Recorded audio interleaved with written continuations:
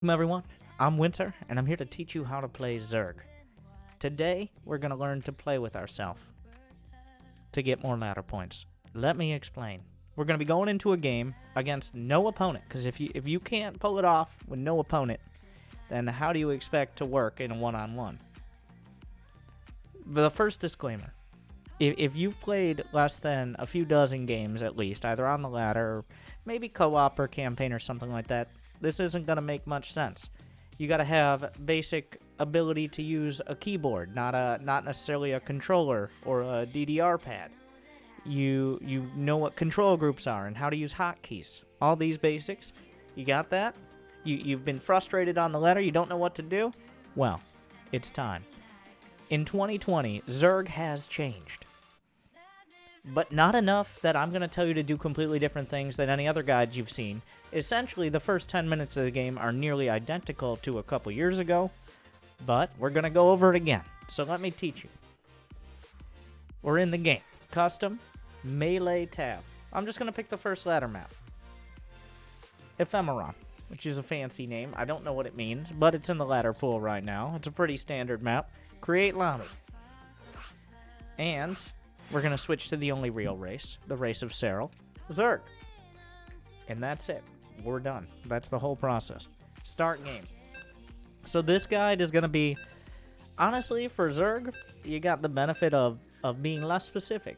You can use a very similar build against all three races. A little less against Zerg. Zerg versus Zerg is lower economy, higher aggression than the other races that you're playing against, rather. But I've never seen this screen before. Return to game. First thing. You had one job. So I had one job. Anyways, back into it. Did you know there's a play again button? There is. You should be slamming that. But we're gonna return to game. And in everything but Zerg versus Zerg, we're gonna focus on getting up to 3 bases, and getting 60 drones, and building a whole lot of Roach Hydra. We're going to try to max out as quick as possible. Return to game. We did it. Shh. Another game of Starcraft. Would you shut up? This guy. So many times. But, hotkeying my hatchery. So, overlords are something you should spend some time independent of something like this, figuring out where those overlords go. A general rule. First overlord goes to this little pervert pillar against Protoss and against Terran. Against Zerg, it goes a little bit further out to see the potential angles at which they can move out. Because, fun fact, there's not very much anti-air in ZVZ. The second overlord, which I built on 13 supply, I like to send it just near towards whatever third base. That is the overlord that can actually scout in between 3 and 4 minutes. Now at 17, I'm going to send a drone down to the natural. You don't need to be too fancy. I just choose to be on Twitch TV. And go get a hatch. 17 hatch. Build 1 drone. Get a gas geyser. Build 1 drone. 17, 17, but wait. Not enough minerals. Spawning pool. And build 3 more drones. So 17 hatch, 17 gas, 17 pool. And I'm going to get just enough gas. I actually think I believe in you. My bronze, silver, gold, platinum Zerg friends. We're going to do a pull-out of gas in this build. I want to, because that's a tactic a lot of pro players use. And a lot of mid-range players as well, like myself. And I think you can pull it off. So, my third overlord is on 19. I'm just hotkeying it from egg, and I'm sending it out to go to the front. Just think of places you'd put observers and stuff like that. I don't know if that'll make sense, but... So what's going to happen is right as the pool finishes, what I'm going to do is I'm going to pull 2 drones out of my gas geyser. You can just box select it. Usually it's 2. I'm going to press that M button for Zergling speed. I should have already been building 4 Zerglings to start, because that way you can deal with Reapers, any early lings. Now, let's assume he's expanding on the other side. If he's not, You might need to build more lings, maybe a spine crawler. Doesn't matter. Is he Zerg, Terran, Protoss? If there's not any sign of an expansion here, you're going to need more Zerglings. And most importantly, the best unit in the game, Queens. So Queens. I'm going to set up my select all Queen hotkey. How do I do that? I'm just shift-clicking Queens onto the 2 key. So that way, this is what Cyril uses a lot of the time as well. I'm just going to assume he's expanding late or not at all. I'm going to build 2 more Queens. And, okay, he's floating over his command center. He's starting his Nexus. He's getting a hatch. Zerg versus Zerg, if he's expanding this late, you need Zerglings. Other races, not so much. But at about 3 minutes, I really could have done this earlier. I'm going to take my 3rd base. We're going to use this Larva Inject. I'm going to use this Queen. I'm just going to have a Creep Queen now. And I'm building a round of drones, going up to 34. Queen's all done. And Good a choice. nice timing that I've found, and a lot of pro players use this. Evolution complete. The Zergling speed is done. We're putting 2 more drones back into gas. The idea here is we're getting as many minerals as possible in order to get a 3rd base up and a whole lot of drones. That is the objective.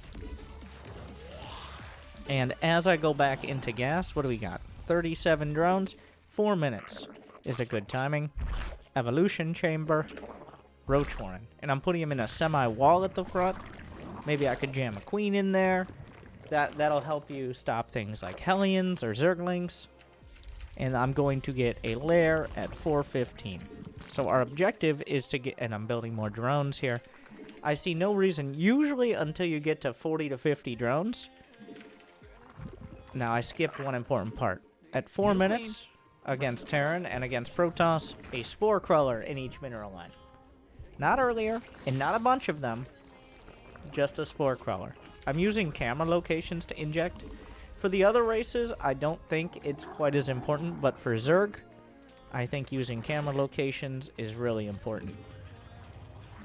And that's how I actually, I'm using the camera locations, F2, F3, F4, for my first 3 bases to flip around and get those larva injects.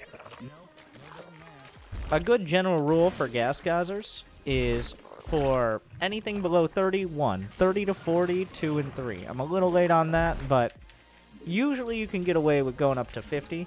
And I'm going to go to 62. I keep hovering over. I wasn't pointing it out, but I'm hovering over the supply where I can see that count.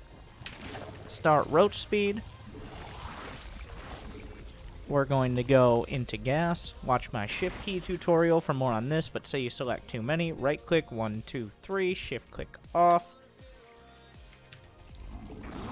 Gonna make sure I do the same thing in the main. Gonna have the drones all mining there. And usually, instead of getting supply blocked, building more roaches. But I'm gonna go Roach Hydra to 200 supply. Just the +1 attack to start, but as time goes on and I get up towards 62 drones, that's actually the number. A lot of Zerg timing attacks or maxing out are based on drone counts. If you're playing a longer game or you don't think an earlier attack is going to work, 75 or so drones, that's fine. But I'm going to go up to 62 and have them pretty well distributed about the bases. And what's the objective now? We're going to try to max out as quick as possible. Once I get to 60 drones, I have the minerals. If you have 1,000 minerals and you can't spend your larva, take a 4th base. If you take a 4th base and you still can't do it, put a macro hatch down. Build another hatchery in your main. It's better to have no money and plenty of larva to an extent, but it's better to have no money and plenty of larva than plenty of larva and no money. You want to, eventually you'll have the money if you're building drones, whereas we're going to get the +2 attack, +1. I'm looking to max out with +2, +1 roaches and hydras, and a 1-to-1 ratio is pretty good. I'm just building more overlords here, larva inject. So the way larva inject works is it can be queued.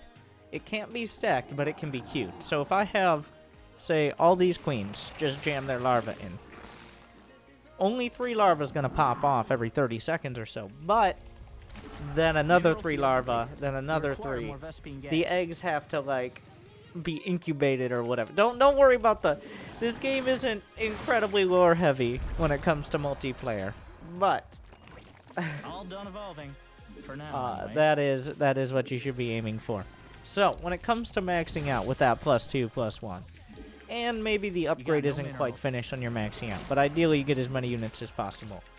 For someone like me, for Masters, You're all maybe mined out of that Diamond, mineral field. aiming for 9 minutes. You're aiming Mutation for 9 finished. minutes. Yeah. If 9:30, you're good. But for Platinum, 10 to 11 minutes, maybe 10:30, and then for Bronze, Silver, Gold, congratulations, you maxed out for the very first time, and then secondly, Mineral patch. if you can get there by 12 minutes, I guarantee you, especially in Bronze, Silver, Gold, you will have a much better than even win rate. Not enough Literally, minerals. just look Are you away and saturated A yet? move across the map. No minerals That's- for that. Now, there's of course a stipulation. You can't just run up a ramp into siege tanks and You're a all bunch of mined out that archons. mineral field. You want to attack somewhere that has more open field, like say maybe the 3rd base or something. And if you have 4 bases and they have 2 bases, what do? You got no minerals. You tack up to Evolution Broodlords. complete. You may have heard that Broodlords got a slight nerf. They did. They're still Broodlords. They're still kings of the sky. So Broodlords are the way to go. I'm here at 200 supply, infestation pit, +2 finishing. Your Zerg have evolved. But I've been doing all this off around 60 drones. That's if you want to find a timing. For the other races, actually, with these easy max out guides, I didn't really set up a timing. It's more for a later game. But as Zerg, I think it's important to learn how to just build a whole bunch of units. Because sometimes you got to build a whole bunch of units. But a lot of players are heavily under-droned. I see a lot of like 40, 45 drones slamming out roaches and then wondering why it's not enough because you just don't have enough income. But on about 60 drones, you can get enough income to build up a huge amount of Roach Hydra. But you have to understand, Roach Hydra is like the unenthusiastic hand job of unit compositions.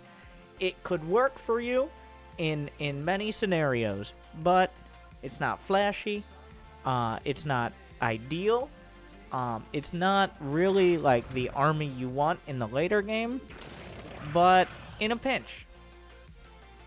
So later on, you're looking at, now here's a fun fact, the Spire and the Hive have the same amount of build time, 71 seconds. Which means immediately a greater Spire can be built afterwards. So we'd be looking at, now here's a very key point, guys. You do not have to lose your entire army right before Broodlords come out. It might seem like it does not need to be said. But after literally dozens, maybe hundreds of games of watching it happen, some of them mine, you do not need to lose. Maybe a small attack, you lose a little bit, you can build some. You do not need to run up a ramp into siege tanks just to free up supply for Broodlords. Please, please, if I see another replay where somebody finally goes Broodlords and then loses 84 supply of Roach Hydra and dies, please. Please. So, hopefully, this helps you with some direction. This isn't supposed to be, I'm not holding your hand and dragging you all the way to the finish line. You gotta walk there yourself. But hopefully my annoying voice is in the back of your mind or literally in the game and helps you out in order to get there. So hopefully you enjoyed. Like and subscribe and learned at least a little bit of something, or at least what not to do. Get out there, go play with yourself. I'd say one game like this a day if you plan on laddering for an hour or two. Maybe 2 or 3 if you plan on doing more, just to kind of warm up. There's no pressure. And if you can do it here, you can do it in a ladder match. Your greatest opponent is not your opponent, but it is yourself. So get out there, go play the game, and go play with yourself. Thank you for watching. Good luck. Have fun.